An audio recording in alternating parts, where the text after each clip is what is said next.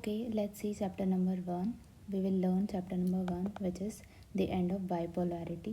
Bipolarity का क्या मतलब होता है?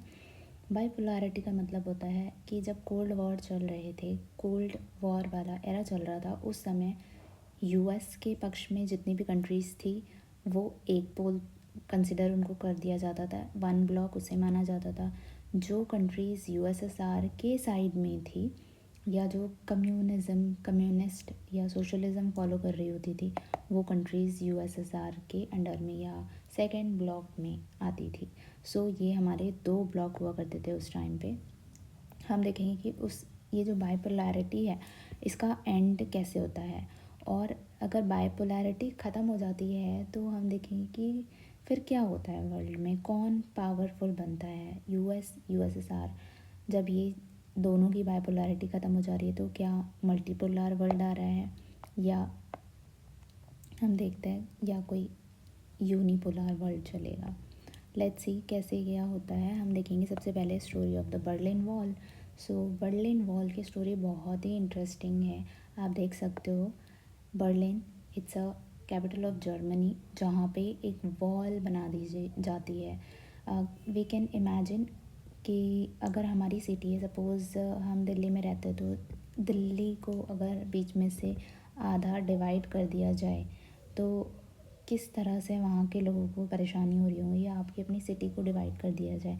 इन द सेम मैनर यहाँ के लोग भी बहुत सफ़र कर रहे थे जब इन कोल्ड वॉर के एरा के टाइम पे यूएस और यूएसएसआर ने इनको डिवाइड कर दिया था, बर्लिन के लोगों को बीच में पार्टीशन कर दिया था। देख सकते हो आप, इस तरह की वॉल इन्होंने बना दी थी इनकी सिटी में, और लोग काफ़ी परेशान हो रहे थे क्योंकि उनके जो रिलेटिव्स है, उनके बिलवेड है, वो इस साइड भी आ रहे जा रहे होते थे, उस साइड भी उनको आना जाना है क्योंकि वहाँ भी उनके लोग रहते हैं।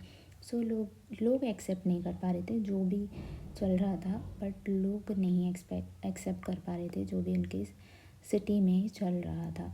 सो हम यहाँ पे देखेंगे कि किस तरह ये एंड हो जाती है। ओवरऑल ये एंड होती है लोगों की ही वजह से। मास प्रोटेस्ट होते हैं, लोग बहुत सारी चीज़ें कर रहे होते हैं। कई बार लोग यहाँ से जंप कर रहे होते थे, कई बार लोग यहाँ से झाँक रहे होते थे, इसमें छोटे छोटे होल भी कर रहे होते थे, कई बार इस पर क्रैक्स कर दिया जाता था। लोग अपने ट्रक्स लाके भी इसमें कोलैप्स कर दिया करते थे, जस्ट ये वॉल टूट जाए, कैसे भी टूटे, बस वो ये चाहते थे कि वॉल टूट जाए। कई बार लोग, आप देखोगे कि अगर यहाँ पे बिल्डिंग्स बनी हुई है ना, तो बिल्डिंग्स के फर्स्ट सेकंड फ्लोर से भी जंप करके दूसरे साइड आना चाहते थे। तो इतने ईगर थे लोग कि हम किस तरह दूसरी साइड पहुँचे। लोगों को अच्छा भी नहीं लग रहा था कि हम अपने रिलेटिव से, अपने फ्रेंड से, अपनी ही खुद की सिटी में इस तरह से डिवाइड हो चुके हैं। सो ये जो वॉल है ये बनती है बेसिकली इन 1961, और इस वॉल को तोड़ा जाता है, लोगों के द्वारा ही टॉपल किया जाता है इन 1989।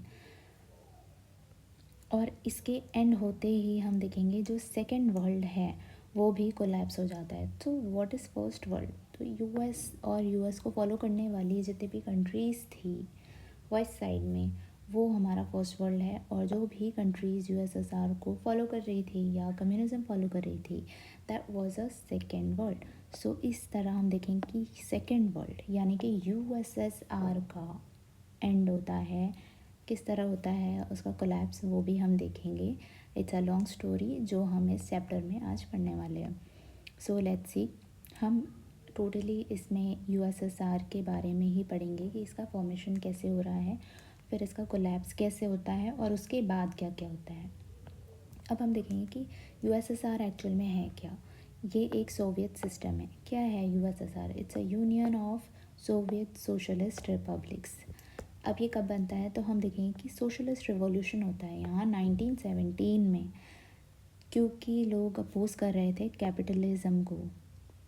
कैपिटलिज्म क्या होता है? जब लोग सपोर्ट कर रहे होते हैं सिर्फ एलीट क्लास को, और इंडस्ट्रियल जो क्लास है उनको सपोर्ट कर रहे होते हैं, तब हम देखेंगे मोस्टली ये लोग लिबरलिज़म ज़्यादा फॉलो करते हैं, क्योंकि लिबरलिज़म से ऑटोमेटिकली जो इंडस्ट्रियल क्लास है उनको फ़ायदा होता है, और जो रिच क्लास है एलीट क्लास है उसको फ़ायदा होता है।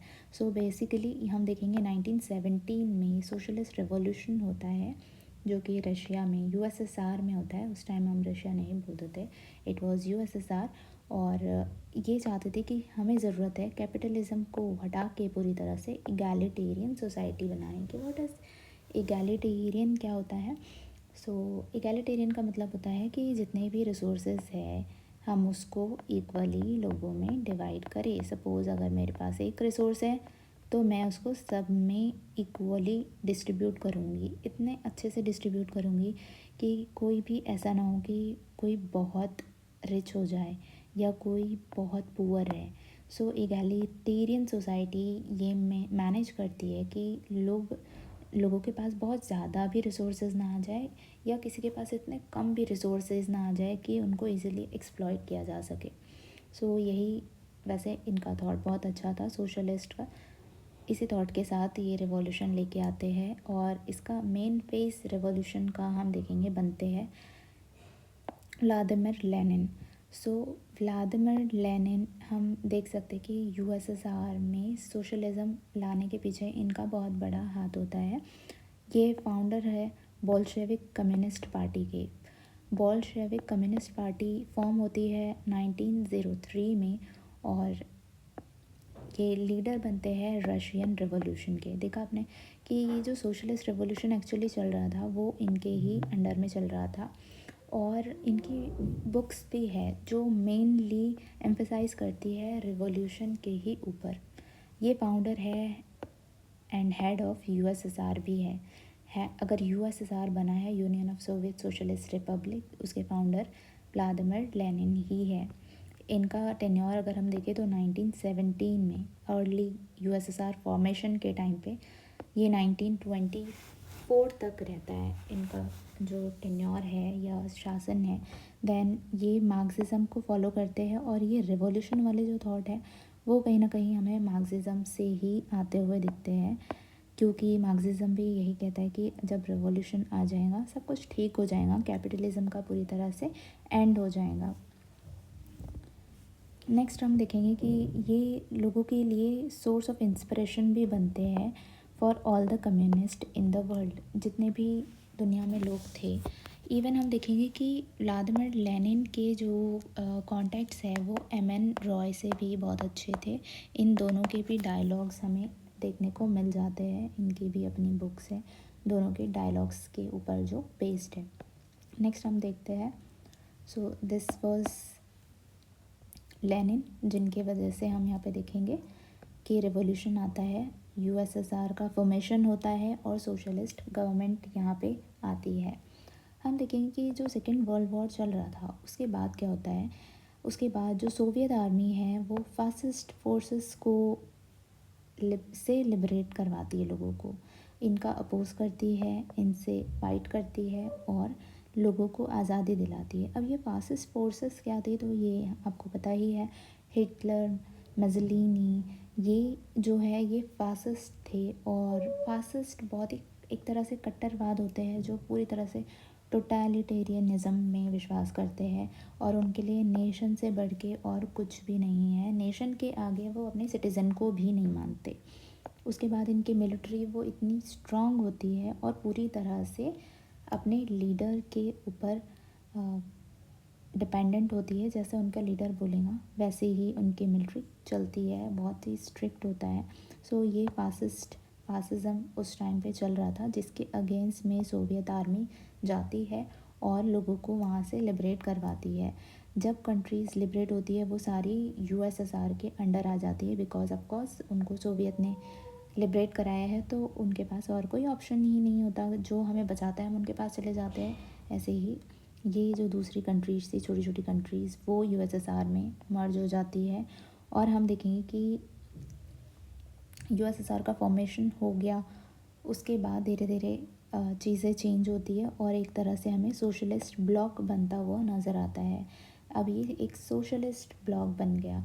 वेयर एज अगर हम यूएस के साइड वाली कंट्रीज़ देखेंगे या जो कंट्रीज़ यूएस को सपोर्ट कर रही है वो सारी कैपिटलिज्म ब्लॉक में आती है, कैपिटलिस्ट ब्लॉक। देन यहाँ देखेंगे कि वॉर्सो पैक्ट साइन होता है। वॉर्सो पैक्ट साइन होता है 1955 में 14 मई। ये डेट्स हमें याद रखनी चाहिए इन केस अगर आप यूजीसी नेट देने जा रहे हो तो इस तरह के क्वेश्चन आ जाते हैं, फैक्चुअल क्वेश्चन। अब वॉर्सो पैक्ट आता क्यों है एक्चुअली, बिकॉज आप सभी जानते हैं कि नेटो का फॉर्मेशन होता है। पहले नेटो का फॉर्मेशन होता है, जो कंट्रीज़ यूएस को सपोर्ट करती है, ओवरऑल उसकी कैपिटलिज्म को सपोर्ट करती है, वो एक अलायंस बनाते हैं विच इज़ मिलिट्री अलायंस। उसी तरह वॉर्सो पैक्ट भी एक मिलिट्री अलायंस होता है।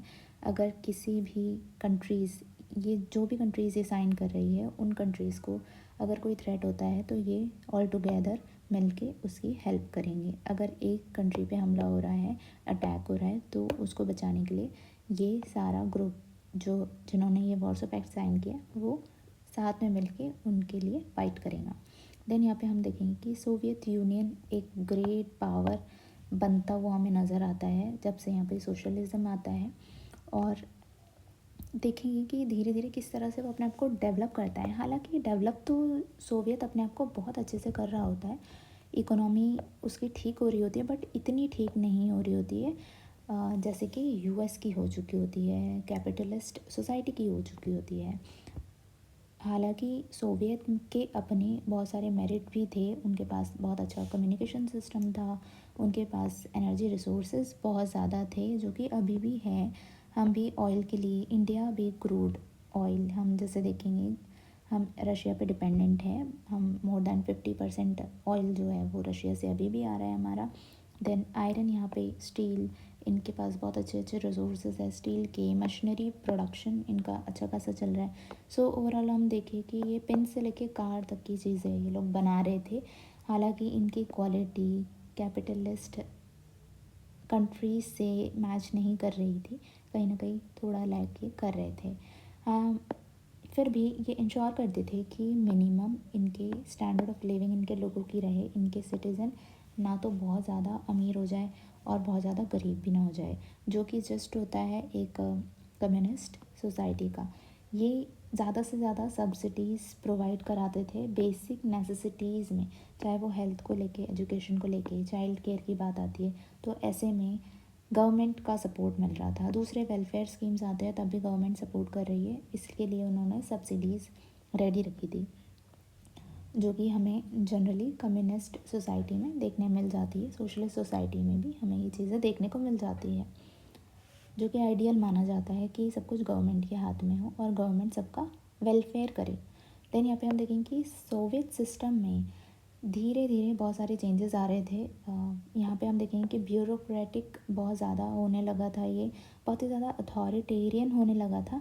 अब ये अथॉरिटेरियन इसलिए होने लगा था बिकॉज़ एक ही पार्टी यहाँ पे राज कर रही है, तो ऑफकोर्स जहाँ पे एक पार्टी होती है वहाँ पे वन लीडर और उसी की अथॉरिटी चलने लगती है, तो बहुत सारी चीज़ें बिगड़ भी जाती है। हम देखेंगे कि यहाँ पे जो लाइफ है लोगों की वो बड़ी डिफ़िकल्ट होती जा रही थी सिटीज़न की।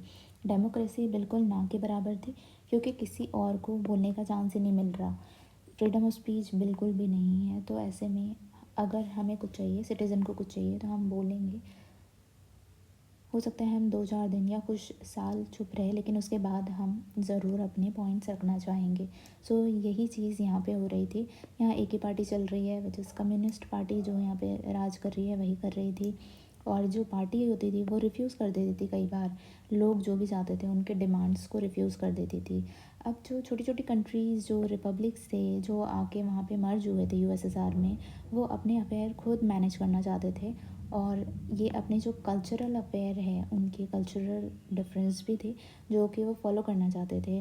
हालांकि हम देखेंगे कि जो रशिया था ये ऐसा एक ही रिपब्लिक था, 15 रिपब्लिक्स जैसे हम देखेंगे यूएसएसआर में थे, उसमें से रशिया था जिसने यूएसएसआर को बदला था। रशिया हमेशा हर जगह डोमिनेट कर रहा था और दूसरी कंट्री कहीं ना कहीं बहुत ही ज़्यादा सप्रेस और निगलेक्टेड फील करती थी अंडर रशिया।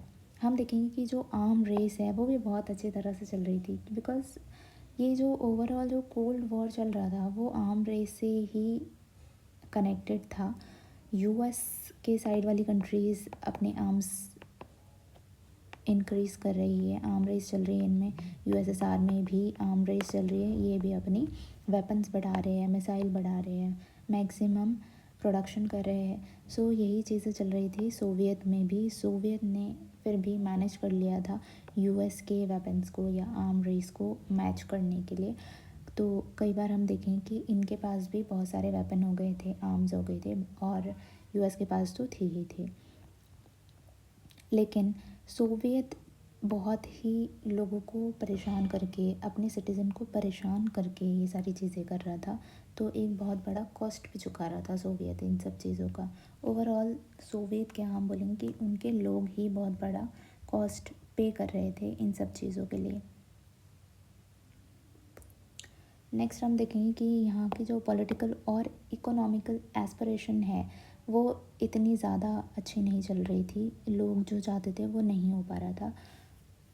देन यहाँ पे हम देखेंगे कि इन्वेजन ऑफ अफ़गानिस्तान भी हो जाता है, जो कि 1979 में हो जाता है। ये डेट भी वी शुड रिमेंबर कि 1979 में अफ़गानिस्तान का इन्वेजन करता है यूएसएसआर।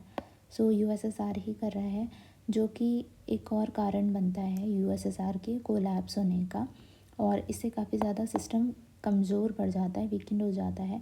एंड हम देखें कि शॉर्टेज हो जाती है बहुत सारी चीज़ों की, जैसे कि कंज्यूमर गुड्स की शॉर्टेज हो गई, फूड इंपोर्ट करना पड़ रहा है, फूड ज़्यादा वहाँ पे ग्रो नहीं हो पा रहा, बाहर से चीज़ें मंगानी पड़ रही है, जो पैसा है वो सारा दूसरी कंट्रीज़ में जा रहा है। और इस तरह से हम देखेंगे कि उनकी इकोनॉमी बहुत ही ज़्यादा फाल्टरिंग कर रही थी और स्टैगनेंट थी, बिल्कुल भी इकोनॉमी की ग्रोथ नहीं हो पा रही थी, लोगों की ग्रोथ नहीं हो पा रही थी।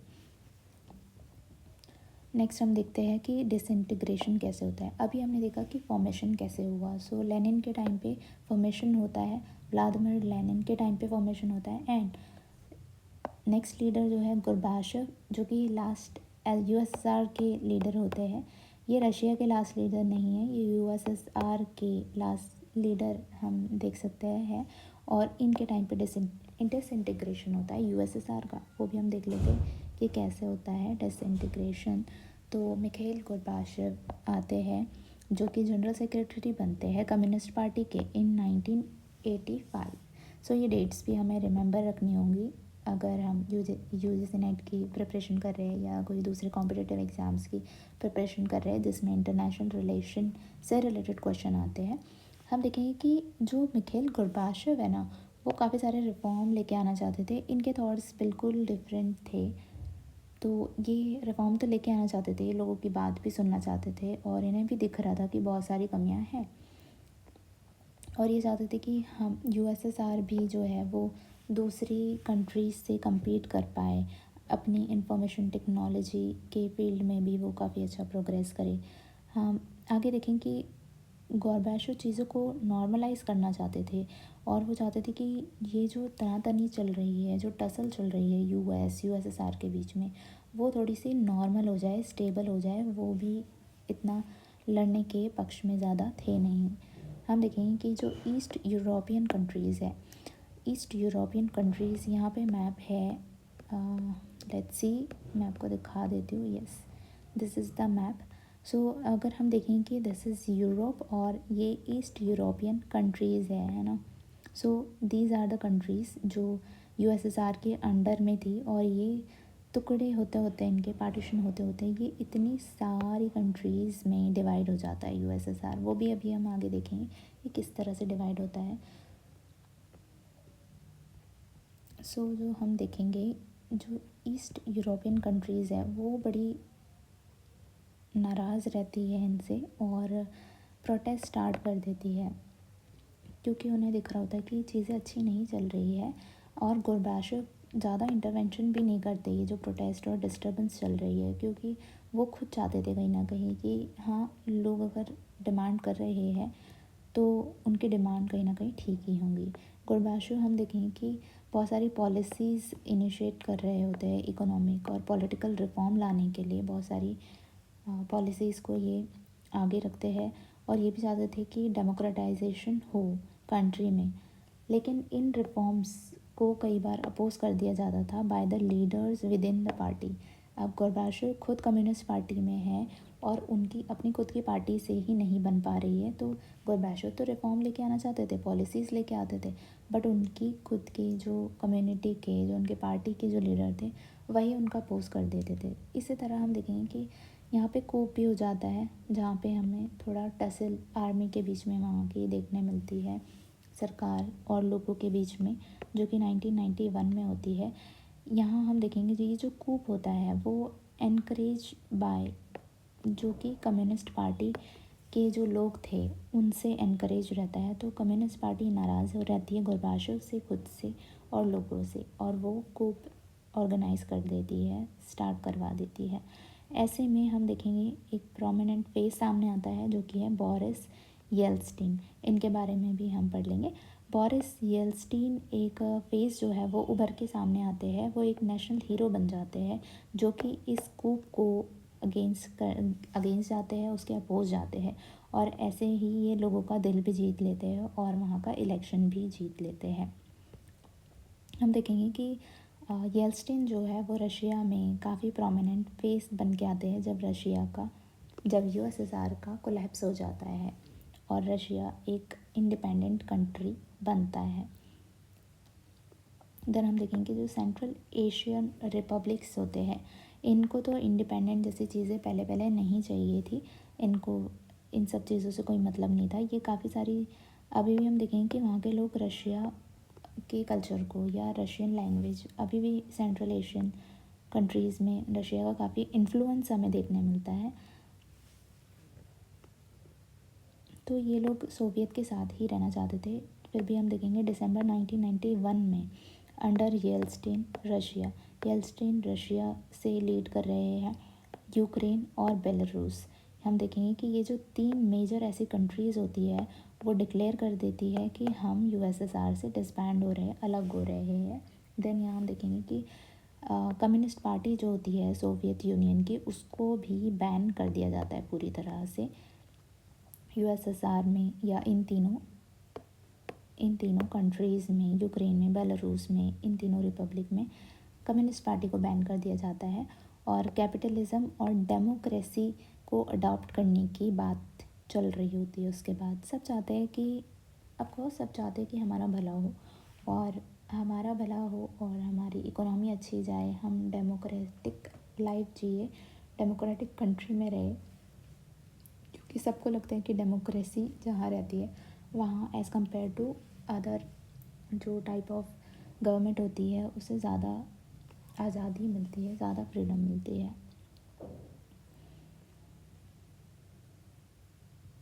यहाँ पे हम देखेंगे कि डिक्लेरेशन होता है डिसइंटीग्रेशन का, यूएसएसआर का डिक्लेरेशन कि उसका अब पार्टीशन होगा, और जैसे ही उसका पार्टीशन होता है, यूएसएसआर का जो पार्टीशन होता है वो 1991 में होता है। तो डिसइंटीग्रेशन टोटली अगर हम देखें तो हो जाता है 1991 में। उसके बाद भी जो कंट्रीज़ बनती है उसकी भी काफ़ी सारे पार्ट, दूसरी डिफरेंट कंट्रीज़ उसमें भी डिवाइड होती है, वो भी हम इस चैप्टर में आगे पढ़ लेंगे। सो हम देखेंगे कि जो कंट्रीज़, जो रिपब्लिक वहाँ से अलग हो रही है, उनके लिए एक लॉलीपॉप, जिसको हम कॉमनवेल्थ ऑफ इंडिपेंडेंट स्टेट बोलते हैं, CIS, वो बना दिया जाता है, ताकि उन्हें भी ऐसा ना लगे कि जो कंट्रीज़ है छोटी मोटी वो एक्सक्लूड हो गई है या उनकी ज़्यादा इम्पोर्टेंस अब नहीं रही। इन सब चीज़ों के लिए ये CIS का फॉर्मेशन कर दिया जाता है। जो भी कंट्रीज़ अलग हो रही होती थी वो ज्वाइन कर लेती थी CIS को, कॉमनवेल्थ ऑफ इंडिपेंडेंट स्टेट्स, क्योंकि ताकि उनके दिमाग में बस ये रहे कि अब वो इंडिपेंडेंट स्टेट है। देन यहाँ पे हम देखेंगे कि जो सक्सेसर है वो कौन बनता है यूएसएसआर का।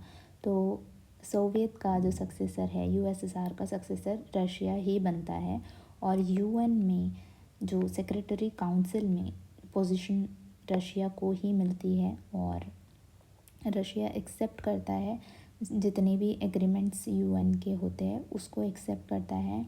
और ये न्यूक्लियर स्टेट यही होता है जो एक न्यूक्लियर स्टेट है और यूएन में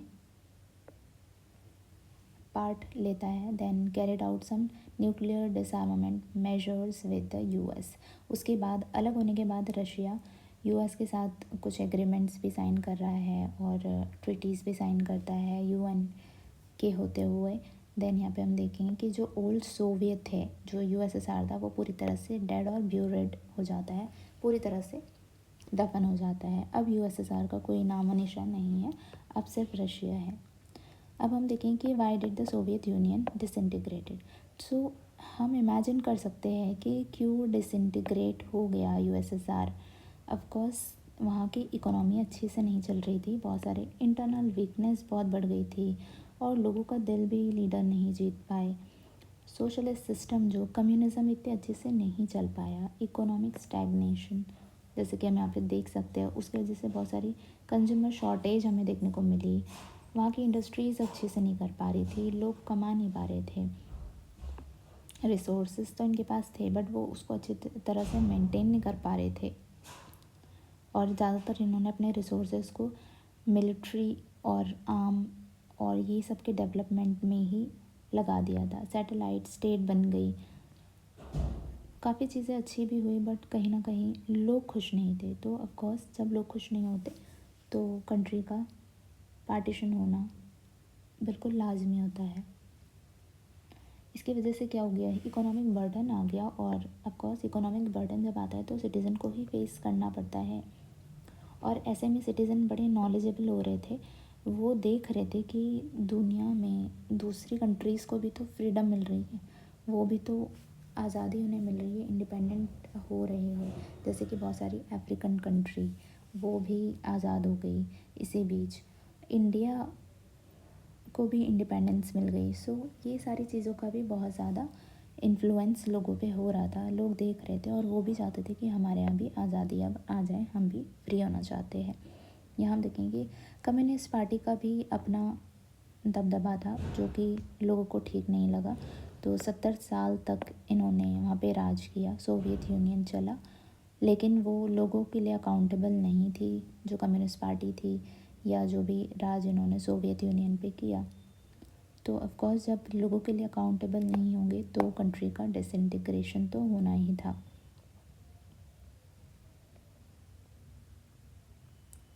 देन यहाँ पे गोर्बाचेव भी बहुत सारे रिफॉर्म्स लेके आना चाहते थे और आ रहे थे, जो कि वहाँ की जो सत्ता है उनको अच्छी नहीं लग रही थी। सो इन सब चीज़ों की वजह से भी डिसइंटीग्रेशन हुआ। हालांकि जो गोर्बाचेव ने ये रिफॉर्म्स तो करे, लेकर भी आए, लेकिन इन सब से हमने देखा कि जो सिस्टम है वो काफ़ी ज़्यादा वीक पड़ गया, क्योंकि उनके इंटरनल ही बहुत सारे क्रैक्स वहाँ पे आ गए थे इंटरनल पार्टी में। और इनकी पार्टी के कुछ मेंबर्स के व्यूज़ अलग थे और एक तरह से ये टग ऑफ वॉर की सिचुएशन बनी थी, बड़ा तनातनी चल रही थी। एक तरफ सत्ता है, एक तरफ लोगों की तनातनी, और जो पार्टी है उनकी खुद की बीच में तनातनी चल रही है। गोर्बाचेव जो है उनका सपोर्ट वो लॉस कर जाते हैं, तो जब उन्हें भी सपोर्ट नहीं मिल रहा लोगों का तो ऑफ कोर्स चीज़ें बिखरनी ही थी। देन यहाँ पे हम देखेंगे काफ़ी ज़्यादा नेशनलिज़म के जो सेंटिमेंट है वो लोगों में बढ़ रहे थे, क्योंकि वो दूसरी कंट्रीज़ को आज़ाद होते हुए देख रहे थे। देन लोगों को सॉवरेंटी जैसी चीज़ें समझ में आ रही थी कि अब हमें भी एक सॉवरेन स्टेट चाहिए। तो रशिया, बाल्टिक रिपब्लिक जिसमें Estonia, Latvia, Lithuania, Ukraine, Georgia, ये सारी जो कंट्रीज़ है वो तो इमिडिएटली डिसइंटीग्रेशन करवाना चाहती थी और अपनी कंट्री को एक सेपरेट सॉवरेन कंट्री बनाना चाहती थी। ऑफ कोर्स कोई भी नेचुरली ये चाहेगा कि हम आज़ाद हो जाए। सो यहाँ भी यही चल रहा था, इसकी वजह से ऑटोमेटिकली सोवियत का डिसइंटीग्रेशन हो चुका था। देन यहाँ हम देख लेते हैं कुछ लीडर्स, हमने स्किप कर दिए।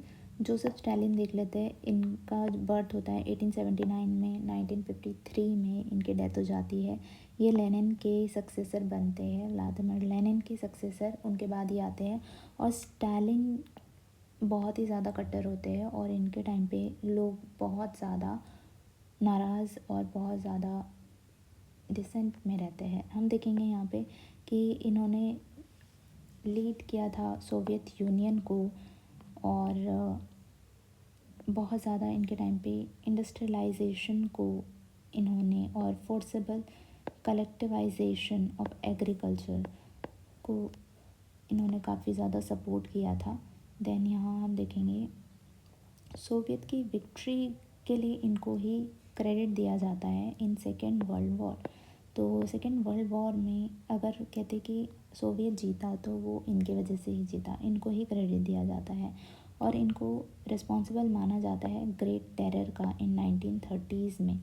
तो 1930s का जो टेरर है, जो इन्होंने अपना दबदबा बना के रखा था, उसके लिए ये जाने जाते हैं स्टालिन। जितने भी लेनिन के सपोर्टर हैं वो स्टालिन को बिल्कुल भी पसंद नहीं करते, ऑफकोर्स क्योंकि ये उनके सक्सेसर हैं, उनके मरने के बाद ही आते हैं। देन यहाँ पे हम देखेंगे काफ़ी अथॉरिटेरियन फंक्शनिंग इनकी थी और इन्होंने अपने राइवल्स का बहुत ज़्यादा अच्छी तरह से एलिमिनेशन किया है अपनी खुद की पार्टी में। देन यहाँ पे हम देखेंगे निकिता क्रुश्चेव, ये आते हैं, इनका जन्म होता है 1894 से 1971 में। ये भी लीडर बनते हैं सोवियत यूनियन के 1953 से 64 में। ये डिनाउंस करते हैं स्टालिन की लीडरशिप स्टाइल। इनको स्टालिन की लीडरशिप स्टाइल जो थी वो बिल्कुल नहीं पसंद थी, जिस तरह से वो अपना शासन चला रहे थे। देन यहाँ पे हम देखेंगे कि ये भी रिफॉर्म लेकर आते हैं, इंट्रोड्यूस करते हैं 1956 में, और ये चाहते थे कि पीसफुल को एग्जिस्टेंस हम वेस्ट के साथ बना के रखें। हम क्यों लड़ रहे हैं यूएसए से या वो फर्स्ट ब्लॉक से, वो चाहते थे कि हम पीसफुली भी रह सकते हैं। हाँ, हमारे ओपिनियन डिफरेंट है बट हम फिर भी साथ में रह सकते हैं। और कई बार माना जाता है कि ये इन्वॉल्व थे पॉपुलर रिबेलियन जो हंगरी का हुआ था उसको सप्रेस करने में, और क्यूबा मिसाइल क्राइसिस के टाइम पे भी ये एक प्रोमिनेंट फेस माने जाते हैं क्रुश्चेव। सो नेक्स्ट हम देखते हैं कि इसके आगे फिर क्या होता है, इनके बारे में हम बाद में पढ़ते हैं। See this is the timeline of disintegration of the Soviet union. तो टाइमलाइन भी एक बार अभी ही देख लेते हैं हम। टाइमलाइन 1985 में अगर हम देखें तो मिखेल गोर्बाचेव के टाइम से चीज़ें थोड़ी सी डिसबैलेंस होने लग जाती है। ये जनरल सेक्रेटरी बनते हैं 85 में और ये अपॉइंट करते हैं, इनके टेन्योर में होते ही अपॉइंट करते हैं बोरिस येल्सिन को, जो कि head of the communist party बनते हैं मॉस्को में। ठीक है। देन यहाँ पे 1988 जून में इंडिपेंडेंट मोमेंट जो है स्टार्ट हो जाती है। तो हम देखेंगे कि लिथुआनिया में हमें इंडिपेंडेंस की जो मोमेंट है वो शुरू होते हुए दिखती है। उसके बाद लिथुआनिया से ये स्प्रेड होती है एस्टोनिया में और लातविया में। लिथुआनिया, एस्टोनिया, लातविया, ये मैं आपको मैप में भी शो कर देती हूँ। लेट्स सी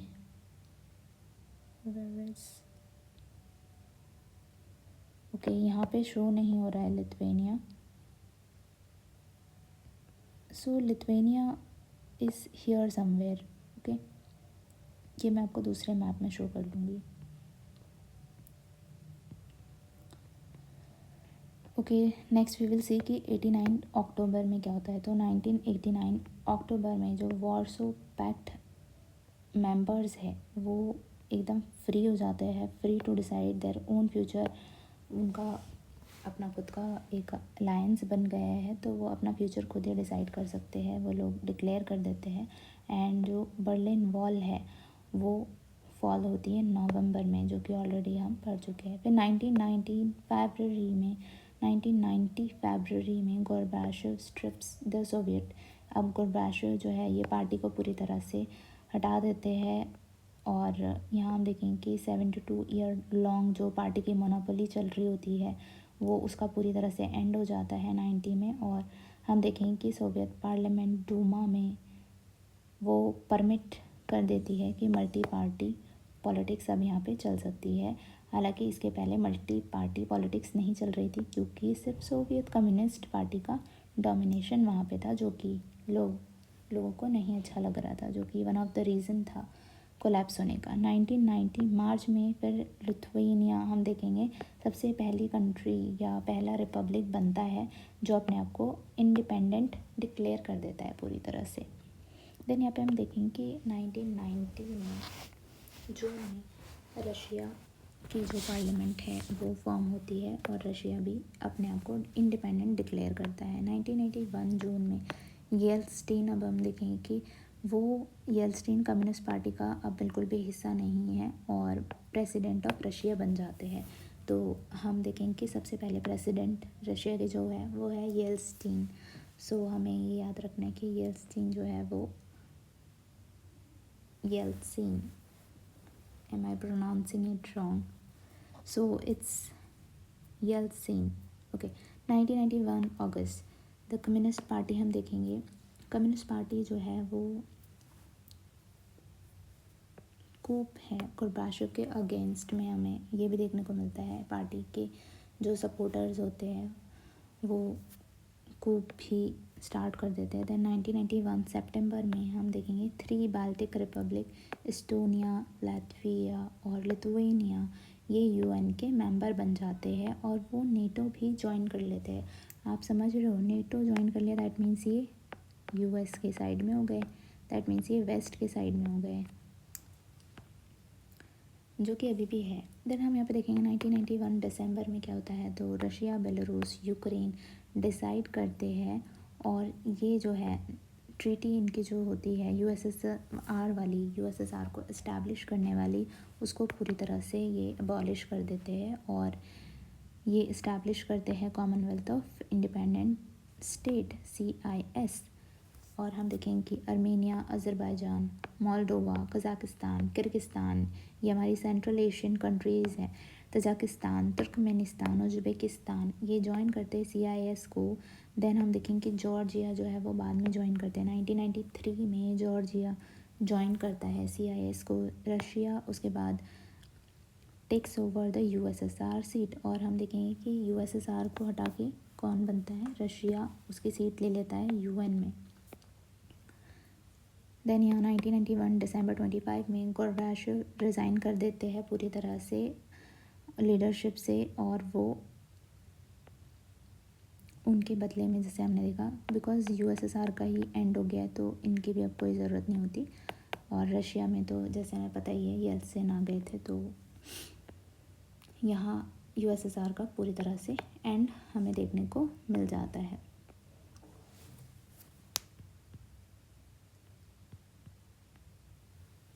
चलो हम इन लीडर्स के बारे में भी देख लेते हैं। क्रुश्चेव के बारे में हमने पढ़ ही लिया है, हम अब लियोनाइड ब्रेजनेव को देख लेते हैं। सो इनका जन्म होता है 1906 में और ये एक्सपायर कर जाते हैं 82 में।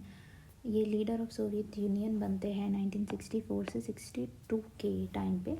ये प्रपोज करते हैं एशियन कलेक्टिव सिक्योरिटी सिस्टम, और इन्हें माना जाता है कि डेटेंटे फेज से भी काफ़ी ज़्यादा ये कनेक्टेड थे या उस टाइम पे चल रहा था। What is detente? Detente phase में यही था जब कोल्ड वॉर चल रहे थे तो एक दूसरे को डराया जाता था कि हमारे पास बहुत ज़्यादा आर्म्स है, हमारे पास वेपन है। इस तरह से लोगों को डराया जाता था ताकि उन्हें, हमारे जो सामने वाले ओपोनेंट है, उनको ऐसा लगे कि ये जो पार्टी है वो बहुत ज़्यादा स्ट्रॉन्ग है और हम उस पर एकदम से अटैक नहीं कर सकते। सो ये ओवरऑल अपने आप को स्ट्रॉन्ग दिखाने की बात चल रही होती थी कि हम स्ट्रॉन्ग हैं, हम अटैक, हमारे ऊपर आप अटैक नहीं कर सकते हो एकदम से। सो दिस इज़ डेटेंटे फेज, जहाँ पे एक दूसरे को डराया धमकाया जाता है और हालांकि लड़ा नहीं जाता, बस ऐसे ही दूर दूर से। और कहते कि लियोनाइड है वो इन्वॉल्व थे चेकोस्लोवाकिया में जो रिबेलियन होता है उसको दबाने में, और अफ़गानिस्तान के इन्वेजन में भी माना जाता है कि लियोनाइड ब्रेजनेव इन्वॉल्व थे। उसके बाद हम देख लेते हैं मिखाइल गोर्बाचेव। इनके टाइम पे ही पूरी तरह से USSR कोलैप्स हो जाता है, तो गोर्बाचेव को देख लेते हैं। ऐसे दिखते हैं गोर्बाचेव, और ये बॉर्न होते हैं 1931 में। लास्ट लीडर ऑफ USSR हम इन्हें बोल सकते हैं। एंड में हमने देखा कि वो रिज़ाइन भी कर लेते हैं।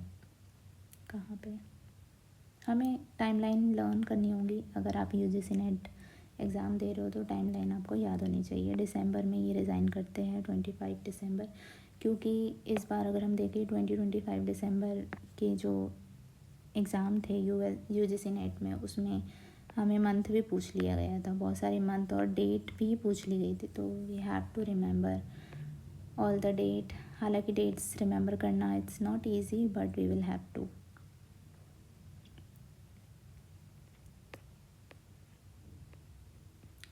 So wherever we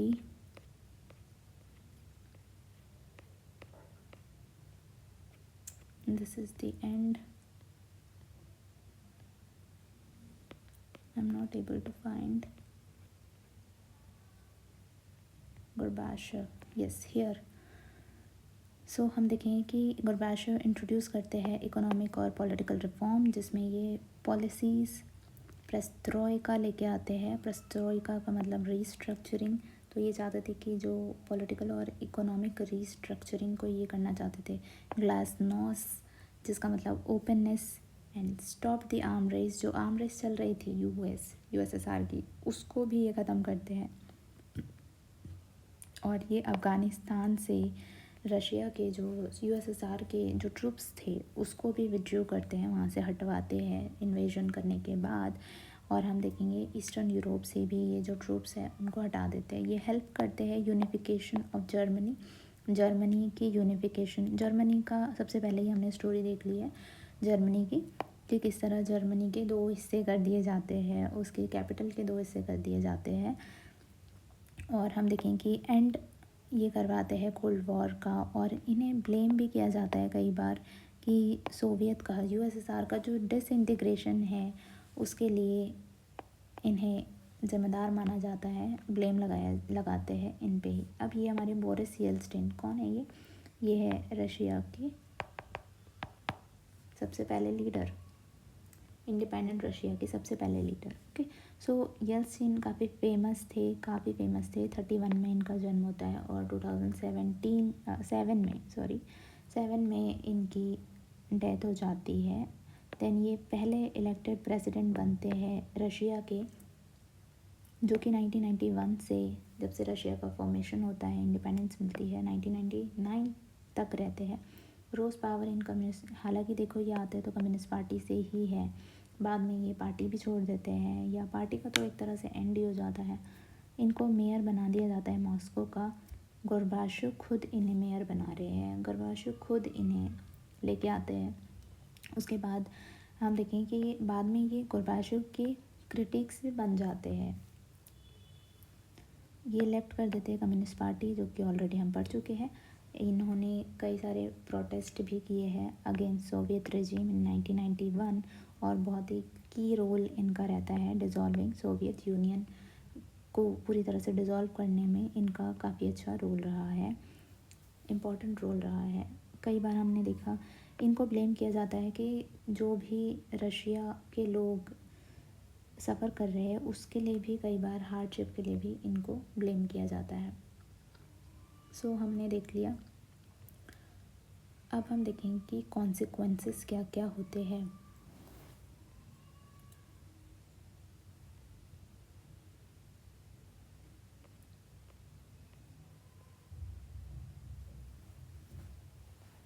okay, let's see कि कॉन्सिक्वेंसेस क्या क्या होता है। डिसइंटीग्रेशन तो अब हो गया, सारी कंट्रीज़ अलग हो गई है, लेकिन उसके बाद भी बहुत सारी चीज़ें या बहुत सारी इवेंट हो रही होती है। लेट्स सी कि हम यहाँ पे देखेंगे बहुत टाइप के चेंजेस आते हैं, उसमें हम 3 टाइप के चेंजेस देखेंगे। पहला चेंज हम ये देखेंगे, second change is this one, and third change is this one. So what is the first change? तो हमने देखा कि पहला चेंज एक बहुत ही प्रोमिनेंट चेंज होता है, which is the end of the cold war, कि यूएसएसआर ही नहीं रहा, तो सारी टसल ख़त्म हो गई और कोल्ड वॉर एक तरह से ख़त्म ही हो गया। देन यहाँ पे हम देखेंगे कि ये तो एक मेजर चेंज आया है कि कोल्ड वॉर ख़त्म हो गया। देन हम यहाँ पे देखेंगे जो सोशलिस्ट सिस्टम जो चल रहा था वो कहीं ना कहीं हमने देखा कि उसकी हार होती है, और कैपिटलिस्ट सिस्टम हमें नज़र आता है जीतता हुआ। और इसकी वजह से हम देखेंगे कि बहुत सारी हमें आर्म रेस भी दिखाई दी, और क्या हुआ, एक्यूमुलेशन ऑफ न्यूक्लियर वेपन हमें देखने को मिले कोल्ड वॉर के टाइम पे। और हमने देखा कि जो कॉन्फ्रंटेशन की जो डिमांड थी वो अब धीरे धीरे कम हो रही थी, और ये जो आर्म रेस है वो भी कम हो रही थी, बिकॉज कोल्ड वॉर ख़त्म हो गया है। तो अब ये सारी चीज़ें भी नॉर्मलाइज हो रही थी कि ठीक है, आर्म हमने कंपाइल कर लिए, कलेक्ट कर लिए, इट्स ओके। और ये जो तनातनी चल रही थी कि कभी भी लड़ाई हो सकती है, अब लड़ाई होंगी, ये सारी चीज़ें भी कहीं ना कहीं हमें ख़त्म होती दिखाई दी, और हमें एक नए पीस की तरफ वर्ल्ड जा रहा है, वो हमें देखने को मिला। देन और क्या चेंजेस आए, तो सेकंड चेंज हम देखेंगे कि सेकंड मेन चेंज आया कि पावर रिलेशन में चेंज आया, कि वर्ल्ड पॉलिटिक्स में अब के मायने ही बदल गए। पहले हमारे यहाँ पे बाइपोलैरिटी चल रही थी, बट हमें देखा अब एक यूनिपोलर सिस्टम। देखो, तो हमने देखा ना, यूनिपोलर सिस्टम आ गया है। दैट मीन्स अब यूएसएसआर नहीं है, तो यूएस का मेन पावर और उसका राज चल रहा है। सो इस तरह हमने देखा कि यूनिपोलर सिस्टम आ गया, कैपिटलिज़्म बहुत ज़्यादा वाइड स्प्रेड होना स्टार्ट हो गया था उसके बाद से ही। हालांकि धीरे धीरे दूसरी कंट्रीज़ भी अच्छा करने लगी, जैसे कि चाइना भी बहुत अच्छा करने लगी उसके बाद। सो हम देखते हैं कि मल्टीपोलर वर्ल्ड में शिफ्ट हो पाता है या नहीं, अभी भी नहीं हुआ है। अभी भी यूएस ही मुझे लगता है कि सुपर पावर है, क्योंकि यूएस की जो कंपनीज़ है वो अभी भी सारी कंट्रीज़ में स्प्रेड है। सो यूएस कभी भी गेम चेंज कर सकता है।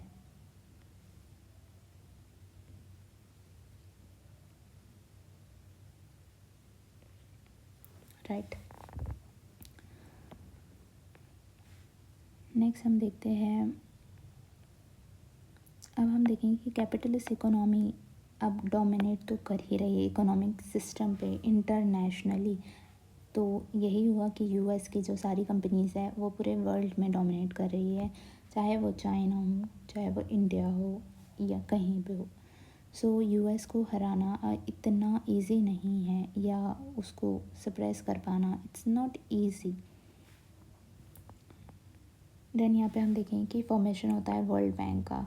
वर्ल्ड बैंक का ये भी डेट हमें याद रखनी चाहिए कि इनके फॉर्मेशन कब कब हो रहे हैं। तो वर्ल्ड बैंक का फॉर्मेशन होता है, आप देखोगे ब्रेटन वुड कॉन्फ्रेंस होती है, और उसके तहत में फिर 1944 में वर्ल्ड बैंक का फॉर्मेशन होता है, और जो कि सबको सपोर्ट करेंगी World Bank so called. Then we will see कि इंटरनेशनल मॉनेटरी फंड भी बनता है, आईएमएफ, जो कि 1947 में फॉर्म होता है, जो कि लोन देते हैं, और ये चाहते कि सारी जो कंट्रीज़ है वो कैपिटलिस्ट कंट्रीज बन जाए। सो मोस्टली इनके एक्चुअली में रोल ही ऐसे होते हैं कि सब कैपिटलिज्म में शामिल हो जाए, हम जैसे वैसे ही सारे हो जाए। देन यहाँ पे हम देखें कि पॉलिटिकली लोगों को काफ़ी सारी लिबरेशन मिली, लिबरल डेमोक्रेसी लाने का उनको मौका मिला इन सब के वजह से, और लोगों को भी ऐसा लगा कि जो लिबरल डेमोक्रेसी है वो बेस्ट वे होती है एक ऑर्गेनाइज पॉलिटिकल लाइफ जीने के लिए। देन थर्ड चेंज हम देखेंगे यूएसएसआर के कोलैप्स से and of the Soviet block. Of course अब सोवियत ब्लॉक जैसी जो सेकेंड वर्ल्ड है, बाइपोलैरिटी का एंड हुआ, और सोवियत का एंड हुआ, सेकेंड ब्लॉक का पूरी तरह से एंड हुआ। सो ये तीसरा मेजर चेंज आता है इसके वजह से, और इसमें जितनी भी कंट्रीज़ थी वो अब इंडिपेंडेंट हो गई, खुश हो गए सारे, उनको अपनी चॉइस की चीज़ें अपने हिसाब से जीने का मौका मिल गया, अपनी कंट्री को अपने हिसाब से चलाने का मौका मिल गया। स्पेशली हम देखें कि जो ये बाल्टिक कंट्रीज़ थी ना, वो तो बहुत ज़्यादा परेशान थी, और वो ज़रूर चाहती थी इनसे अलग होना।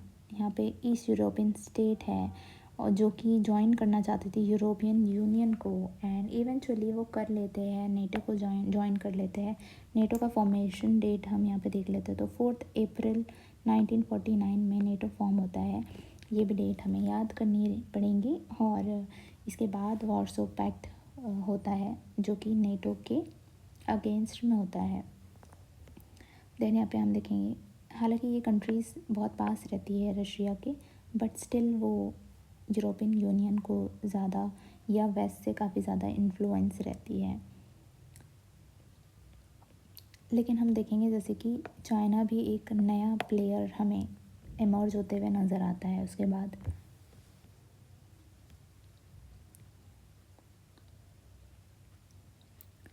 Okay, next we will see कि शॉक थेरेपी क्या है. Next topic is shock therapy in post communist regime. अब ये शॉक थेरेपी एक्चुअली में है क्या, वो हम देख लेते हैं. कोलैप्स हो जाता है कम्युनिज़्म का.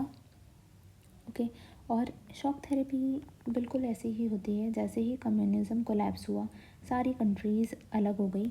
लेकिन होता है ना, चेंजेस धीरे धीरे आते तो वो अच्छा लगता है. लेकिन इन कंट्रीज़ के पास कोई ऑप्शन नहीं था. इन्होंने एकदम से अपने ऊपर कैपिटलिज्म इम्पोज कर दिया. So this was shock therapy for them, कि एकदम से आपको चेंज कराया जा रहा है, आपकी पूरी इकोनॉमी को चेंज, आपके पूरे सिस्टम को चेंज कराया जा रहा है. So this was shock therapy. अब देख लेते हैं. बड़ा ट्रांजिशन का ये पीरियड चल रहा था कि ये एक अथॉरिटेरियन सोशलिस्ट सिस्टम से डेमोक्रेटिक कैपिटलिस्ट सिस्टम में आ रहे हैं. और ये जो उनका जो ट्रांजिशन हो रहा था रशिया में, सेंट्रल एशिया में, ईस्ट यूरोपियन कंट्रीज़ में, ये इन्फ्लुएंस था काफ़ी वर्ल्ड बैंक और आईएमएफ से. और इसी को शॉक थेरेपी बोला गया, क्योंकि आपको पता ही है, वर्ल्ड बैंक अगर लोन दे रही है या पैसा दे रही है, आईएमएफ अगर लोन पैसा दे रहा है, तो वो यही, उनकी डिमांड यही होती है कि आप हमारे रूल के अकॉर्डिंग चलो, या आप हमारे, या कैपिटलिज्म के अकॉर्डिंग चलो. ओवरऑल अगर हम डायरेक्टली इनडायरेक्टली देखें तो वो यही चाहते हैं. और हम देखें कि जो वर्ल्ड बैंक और आईएमएफ है वो बड़े अगेंस्ट रहते हैं सब्सिडीज़ के. वो तो चाहते ही नहीं हैं कि जो कंट्रीज़ है वो वेलफेयर को कभी भी अडॉप्ट करें. So this was the shock therapy for them, कि एकदम से कंट्री को चेंज करना पड़ रहा है, अपनी सारी सिस्टम को चेंज करना पड़ रहा है, एकदम से ट्रांजिशन आ गया. और ये सारी जो कंट्रीज़ है उनको टोटल शिफ्ट करना पड़ रहा है कैपिटलिज्म इकोनॉमी से, और जो कि बहुत ही इजी नहीं होता. प्राइवेट ओनरशिप अब हो रही है, उनकी जितने भी इंडस्ट्रीज़ है, प्राइवेटाइजेशन वहाँ पे चल रहा है, उनके एसेट्स का कॉरपोरेट ओनरशिप वहाँ पे आ रही है, और सब कुछ एकदम ड्रास्टिकल चेंज हमें वहाँ पे देखने को मिल रहा है. कलेक्टिव फार्मिंग जो होती थी उसको रिप्लेस किया जा रहा है प्राइवेट फार्मिंग से. और एग्रीकल्चर में भी ये लोग कैपिटलिज्म लेके आ रहे हैं. सो इनको इन्होंने बोला कि ये ऑल्टरनेट, या इसको थर्ड वे बोला इन्होंने. See this is the countries जो रशिया से, यूएसएसआर से अलग अलग होके इस तरह बढ़ गई थी. बेलारूस हो गया, ये यूक्रेन हो गया, मोल्डोवा, एंड ये बाल्टिक कंट्रीज़ यहाँ पे है जो कि यहाँ पे शो नहीं की गई है.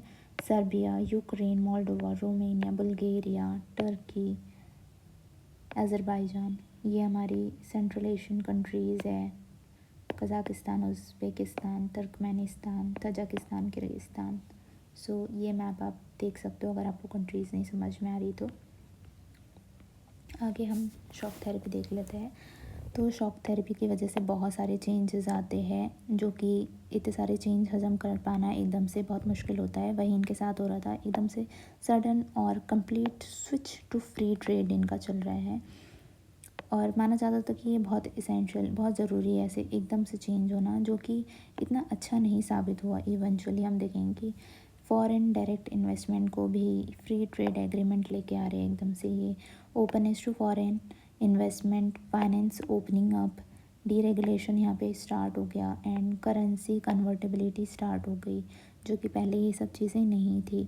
और ये जितनी भी स्टेट्स हैं जो अलग हुई थी, ये वेस्टर्न इकोनॉमिक सिस्टम एब्जॉर्ब करने की कोशिश कर रही है. यहाँ पे वेस्टर्न कैपिटलिज्म स्टेट जो है, और वो जितने भी वेस्टर्न स्टेट है, कैपिटलिस्ट स्टेट्स, वो यहाँ आ रहे हैं, उनको गाइड कर रहे हैं और डेवलपमेंट में उनकी हेल्प कर रहे हैं.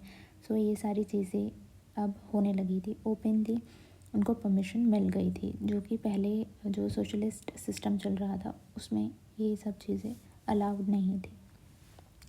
हालांकि इस जो सडन शॉक थेरेपी है उसके बहुत ज़्यादा कॉन्सिक्वेंसेस भी हुए. वो भी हम देख लेते हैं कि यहाँ जैसा बोल रहे थे या जैसा हम एक्सपेक्ट कर रहे थे कि सब चीज़ें एकदम अच्छी हो जाएंगी, एक यूटोपियन वर्ल्ड हमें मिलेगा. यूटोपिया यानी होता है कि जहाँ हम आइडियल, और बोलते हैं ना एकदम अच्छी वाली दुनिया, फेरी टेल वाली, सब अच्छा ही अच्छा हो रहा है. सो ऐसा कुछ भी नहीं हुआ, यूटोपिया वाला जो चीज़ है वो वहाँ पे नहीं आ पाई। लोगों की जो इकोनॉमीज़ थी वो एकदम रून हो गई, पूरी तरह से बर्बाद हो गई। बहुत ही डिज़ास्ट्रस सिचुएशन हमें इन कंट्रीज़ में देखने मिली उसके बाद से, क्योंकि सडन चेंज नहीं होना चाहिए कहीं भी। रशिया में अगर हम देखें तो large state control industrial complex mostly collapse हो गए। 90% जो इनकी इंडस्ट्रीज़ थी वो सारी प्राइवेट सेल वो प्राइवेट लोगों को, प्राइवेट कंपनीज़ को बेच दी जा चुकी थी।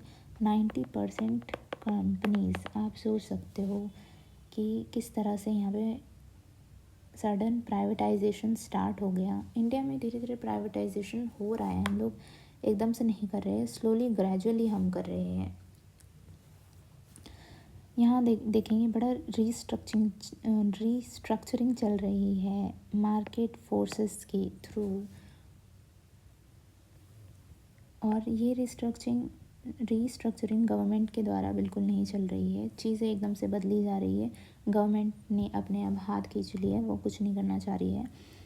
और हमने देखा कि virtual disappearance of entire industry, जिसकी वजह से इंडस्ट्रीज़ बिल्कुल ख़त्म होती हुई नज़र आ रही है, जिसे हमने देखा, इन्हें नाम दिया था कि the largest garage sale in history. और इस फिनोमेना को, इस इवेंट को ही इन्होंने the largest garage sale in history बोलते हैं ना, कि आपने अपनी पूरी दुनिया ही बेचने के लिए निकाल दी है। आपका जो बिल्कुल मेन सोर्स ऑफ इनकम था, आपने अपनी पूरी दुकान बेच दी। बिल्कुल ये इसी तरह है। वैल्यूएबल इंडस्ट्री जो थी इनकी, वो भी इतनी अंडर वैल्यूड होती थी, सब गिरे हुए दाम पे, बिल्कुल थ्रो वे प्राइसेस पे बेचा जाता था, जैसे कोई कूड़े कबाड़ के भाव में बेच रहा हो। और लोग सोल्ड कर देते थे अपनी जो चीज़ें उनको जो मिली हुई थी, जो सरकार ने उन्हें दी हुई थी, वो ऐसे वाउचर्स के रूप में बेच देते थे। ब्लैक मार्केटिंग वहाँ पे बहुत ज़्यादा चल रही थी। सो लोगों को पैसों की ज़रूरत होती थी तो वो ब्लैक में भी बेच देते थे उनके एसेट्स को। देन यहाँ पे हम देखें कि रूबल जो है उसका डिक्लाइन हमें देखने को मिला। बहुत ज़्यादा महंगाई वहाँ पे बढ़ने लगी और लोगों की सेविंग पूरी तरह से ख़त्म होने लगी।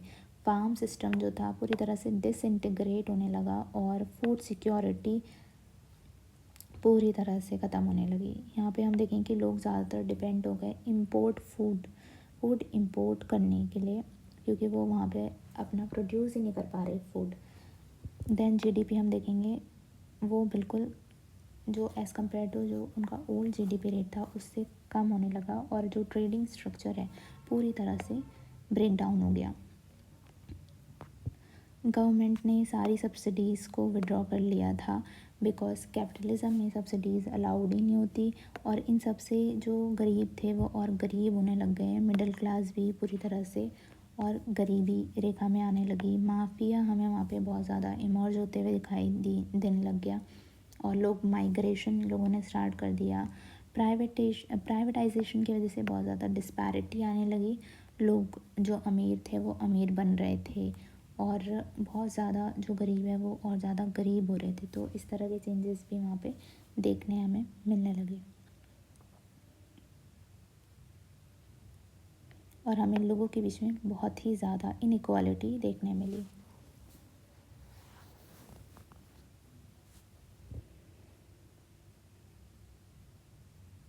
सो जो भी है बहुत जल्दी और हरी में हो रहा था। डेमोक्रेटिक जो इंस्टीट्यूशन है उनका जो भी फॉर्मेशन है वो इतना अच्छा नहीं हो पाया, बिकॉज सब कुछ एकदम सडन और जल्दबाजी में हुआ है। इलेक्टेड पार्लियामेंट जो इनका था वो काफ़ी वीक था न्यू कंट्रीज़ का। जैसे कि हम सेंट्रल एशिया में देखेंगे तो सेंट्रल एशियन जो कंट्रीज़ है वहाँ के जो प्रेसिडेंट है उनके पास बहुत ज़्यादा पावर थी, तो वो कई बार हमें अथॉरिटेरियन टाइप के नज़र आने लगे। जैसे कि प्रेसिडेंट ऑफ तुर्कमेनिस्तान और उज़्बेकिस्तान हम देखेंगे, उन्होंने तो अपने आप को खुद ही अपॉइंट कर दिया था, पावर में खुद ही आ गए थे, और पहले 10 साल वो ऐसे ही पावर में रहे। उसके बाद उन्होंने अपनी जो पावर है उसको एक्सटेंड भी कर दिया आगे के कुछ और सालों के लिए, और इन्होंने अलाउ कर दिया था कि कोई डिसेंट नहीं चलेगा, कोई अपोजिशन, कोई रिवॉल्यूशन आप नहीं कर सकते। सो ये हाल था हमारी सेंट्रल एशिया की कंट्रीज़ का। और जैसे हम देखेंगे जितनी मोस्ट ऑफ द जो इकोनॉमीज़ थी स्पेशली अगर हम रशिया की बात करें तो वो रशिया अब धीरे धीरे 2000 में थोड़ा सा रिवाइव होना स्टार्ट करने लगा और 10 साल में हम देखेंगे कि वो अपनी इंडिपेंडेंस को कहीं ना कहीं इन्जॉय करने लगे। द रीज़न फॉर रिवाइवल, देखो रिवाइवल क्यों होने लगा है रशिया का, क्योंकि इनका एक्सपोर्ट काफ़ी अच्छा था, नेचुरल रिसोर्सेज, हाँ जैसे कि हमें पता है इनके पास अच्छे खासे है, तो इन्होंने बैकअप कर लिया। उसके बाद हम देखें Azerbaijan, Kazakhstan, Russia, Turkmenistan, Uzbekistan, इनके पास मेजर ऑयल और गैस ये रिज़र्व्स है, ये प्रोड्यूस करते हैं और ये फिर इस तरह एक्सपोर्ट भी करते हैं। इस तरह से ये लोग थोड़े से फ्लॉरिश होने लगे धीरे धीरे। अदर कंट्रीज़ हैव गेन, दूसरी कंट्री भी धीरे धीरे चीज़ें कर रही थी स्लोली ग्रेजुअली, जैसे कि ऑयल पाइपलाइंस इनके कुछ कंट्रीज़ के टेरिटरी से अगर गुजर रही है तो उनको उसका रेंट मिल रहा है। सो बेनिफिट मिल रहे थे आसपास की कंट्रीज़ को इनके रिसोर्सेज की वजह से। टेंशन्स और कॉन्फ्लिक्ट देख लेते हैं। इस चैप्टर को हम जल्दी जल्दी अब फिनिश कर देते हैं। बहुत सारे कॉन्फ्लिक्ट है, जैसे कि यहाँ पे हम देखें कि सिविल वॉर्स या इंसर्जेंसी की तरह की सिचुएशन हमें यहाँ पे देखने मिली, जो कि इनके डिसइंटीग्रेशन के बाद दिखाई हमें देने लगी। रशिया में अगर हम देखें तो 2 रिपब्लिक, एक है शेचन्या और Dagestan. So I hope I am pronouncing it correct, मैं बाद में एक बार फिर से देख लूँगी। और तो ये जो 2 रिपब्लिक है जो कि रशिया में थे, वो काफ़ी ज़्यादा वायलेंट वहाँ पे मोमेंट कर रहे थे, सेसेशन वहाँ पे चल रहा था। और हम देखेंगे कि जो रशिया की जो मेथड थी डीलिंग विद दीज रिपब्लिक्स, वो काफ़ी क्रूर, बहुत ही ज़्यादा क्रूर थी। मिलिट्री बॉम्बिंग वहाँ चल रही थी और ये भी माना जाता है कि रशिया ने उस टाइम काफ़ी ह्यूमन राइट्स को वायलेट करे और अपने लोगों पे काफ़ी ज़्यादा अत्याचार भी किए, क्योंकि ये कंट्रीज़ जो है वो इनकी जो डिमांड्स थी वो शायद रशिया फुलफ़िल नहीं करना चाहता था। वैसे ही सेंट्रल एशिया में हम देखेंगे तजाकिस्तान की अगर हम बात करें तो वो सिविल वॉर इसने भी तजाकिस्तान ने विटनेस किया था। 2001 तक इनका जो सिविल वॉर है वो चलता रहा और बहुत सारे कॉन्फ्लिक्ट हमें तजाकिस्तान में भी देखने को मिले। अज़रबैजान की बात करेंगे तो जो प्रोविंस है वहाँ का नगार्नो कारबाख, ये काफ़ी बार न्यूज़ में अभी भी रहता है। वहाँ के जो लोकल आर्मेनियंस है वो चाहते थे कि वो आर्मेनिया को ज्वाइन कर ले। जॉर्जिया में अगर हम देखें तो जॉर्जिया में डिमांड हो रही थी इंडिपेंडेंस की, का 2 प्रोविंस में डिमांड हो रही थी और इन 2 प्रोविंस में फिर सिविल वॉर की सिचुएशन भी हमें देखने को नज़र आती है जॉर्जिया में। तो कई सारे मोमेंट वहाँ पे चल रहे थे, जैसे कि हम यहाँ पे देखेंगे यूक्रेन, किर्गिस्तान, जॉर्जिया, यहाँ पे काफ़ी अफरा तफरी उस टाइम पे मची हुई थी। देन यहाँ देखेंगे कंट्रीज़ और जितने भी प्रोविंस है वो फाइट में थे और वो रिवर वाटर्स के लिए भी बहुत सारी जो कंट्रीज़ हैं, जो रिपब्लिक अलग हुई थी, वो रिवर वाटर के लिए भी फ़ाइट कर रही थी। सेंट्रल एशिया में हम देखें तो वहाँ पे वास्ट हाइड्रोकार्बन रिसोर्सेज है जो सेंट्रल एशिया को इकोनॉमिक बेनिफिट देते हैं। सेंट्रल एशिया एक जोन ऑफ कंपटीशन बनता हुआ भी हमें नज़र आया।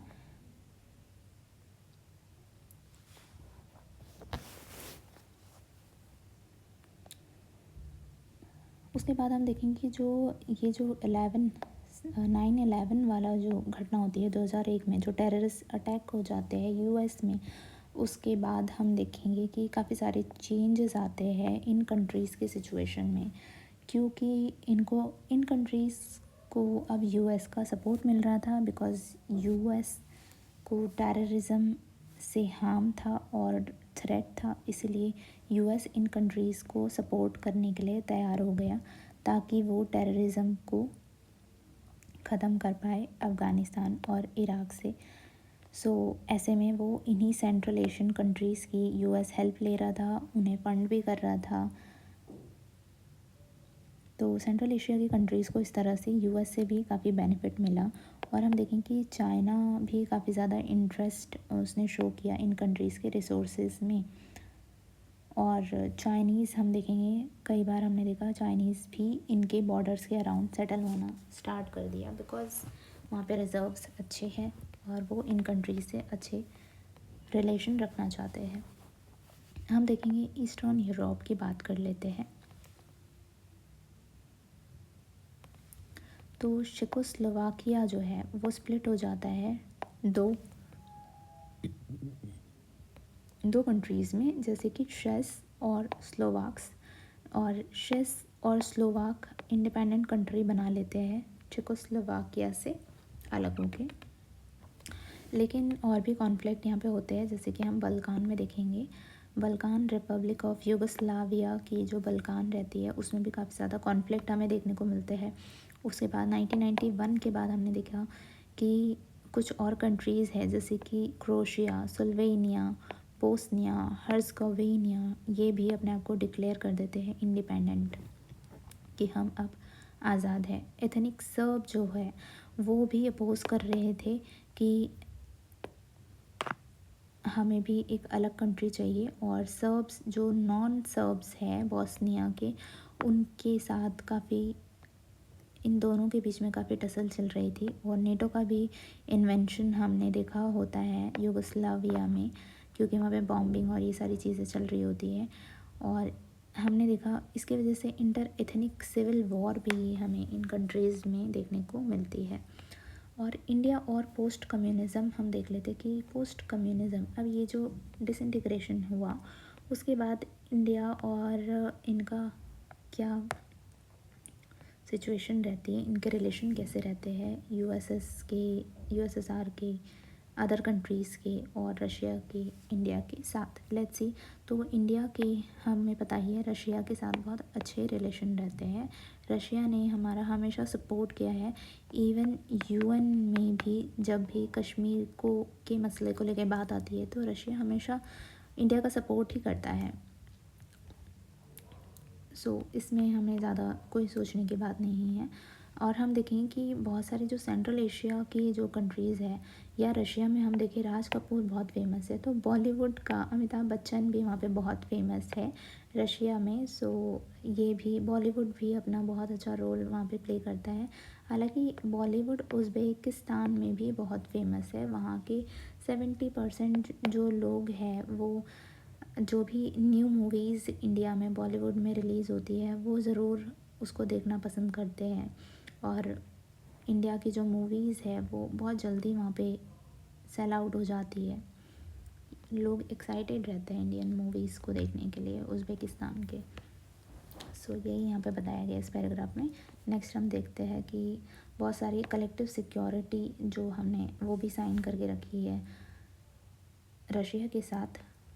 अलायंस भी हमने बना के रखे हैं। देन यहाँ पे हम देखेंगे कि treaty of peace and friendship हमने 1971 में रशिया के साथ साइन करी थी। ये हमें याद रख लेना चाहिए इन केस हो सकता है एग्ज़ाम में हमसे पूछ ले। देन यहाँ पे रेलोज अभी रिसेंटली 2026 में जब ये विज़िट करते हैं रशिया के जो लीडर है पुतिन आते हैं और रेलोज साइन होता है जो कि लॉजिस्टिक पे बेस होता है।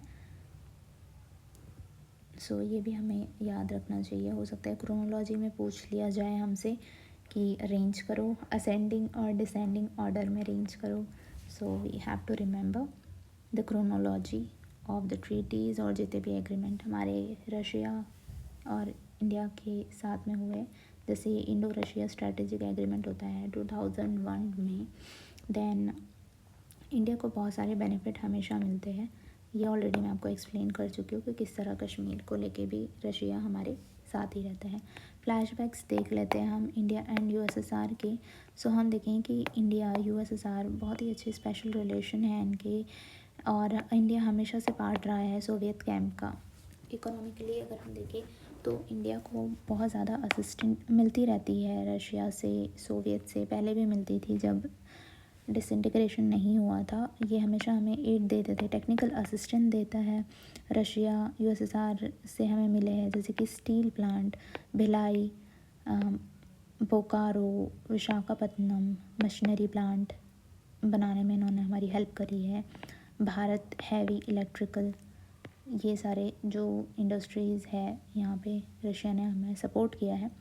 देन इंडियन जो करेंसी है वो एक्सेप्ट करता है शॉर्ट ऑफ, जब इंडिया के पास शॉर्टेज थी फॉरेन एक्सचेंज की, हमारे पास डॉलर नहीं थे, तभी रशिया ने इंडिया की करेंसी को सपोर्ट किया है। पॉलिटिकली भी हम देखें तो ये हमें हमेशा ही सपोर्ट करता है, कश्मीर के मामले में हमेशा रशिया हमें सपोर्ट करता है। जब वॉर हुई थी हमारी 1971 में बांग्लादेश, उसके बाद आज़ाद करवा दिया गया था, सो उस टाइम भी रशिया ने हमें सपोर्ट किया था। कभी भी वो पब्लिकली हमें इंटरनेशनली अपोज नहीं करते और इंडिया भी नहीं करता, बिकॉज वो नहीं करते। India received most of the military hardware, हमारे जो मिलिट्री हार्डवेयर है वो रशिया से आते हैं बहुत सारे। इवन टेक्नोलॉजीज़ के लिए भी रशिया में हेल्प करता है और हमारे बहुत सारे एग्रीमेंट भी हुए हैं इनके साथ कि मिलिट्री जितने भी इक्विपमेंट्स हैं कि या रशिया और इंडिया दोनों जॉइंटली मिलके प्रोड्यूस करेंगे मिलिट्री इक्विपमेंट्स। कल्चरल भी काफ़ी सारे टाइज है, जैसे कि हिंदी फिल्म और इंडियन कल्चर काफ़ी पॉपुलर है सोवियत यूनियन में और सोवियत कंट्रीज़ में। इंडिया के जो राइटर्स हैं वो भी विज़िट करते रहते हैं और हमारे जो आर्टिस्ट हैं एम एन रॉय, जैसे कि मैंने आपको ऑलरेडी बताया है कि ये हिस्टोरिकली काफ़ी इम्पोर्टेंस इनका रहा है। हालांकि स्टालिन के टाइम पे एम एन रॉय पूरी तरह से हटा दिए गए थे रशिया से, एम एन रॉय का अपोज चल रहा था। देन यहाँ पे हम देखें कि Russia access to Central Asia, अगर हम देखें तो ऑफकोर्स हमारा बहुत ही कॉन्फ्लिक्ट रहता है सेंट्रल एशिया में एक्सेस होना और balancing it's relation with China, because इनके जो रिलेशन है वो चाइना से थोड़ा ठीक है। हालांकि फिर भी हम भी इनके साथ अच्छे खासे रिलेशन बना के ही रखते हैं। देन यहाँ हम देखेंगे कि रशिया से हमें बहुत सारे बेनिफिट मिलते हैं, जैसे कि ये सेकंड लार्जेस्ट आम मार्केट फॉर रशिया। इंडिया जो है वो सेकंड लार्जेस्ट आम मार्केट है रशिया का और इंडिया को हार्डवेयर मिलते हैं रशिया से। ऑयल इंपोर्ट, जैसे कि ये सब ऑलरेडी मैं आपको बता चुकी हूँ कि इंडिया में वहाँ से क्रूड ऑयल आता है, गैस भी हमें वहीं से लेते हैं, मोस्टली हम यूएसएसआर कंट्रीज़ से लेते हैं, फॉर्मर यूएसएसआर कंट्रीज़ से।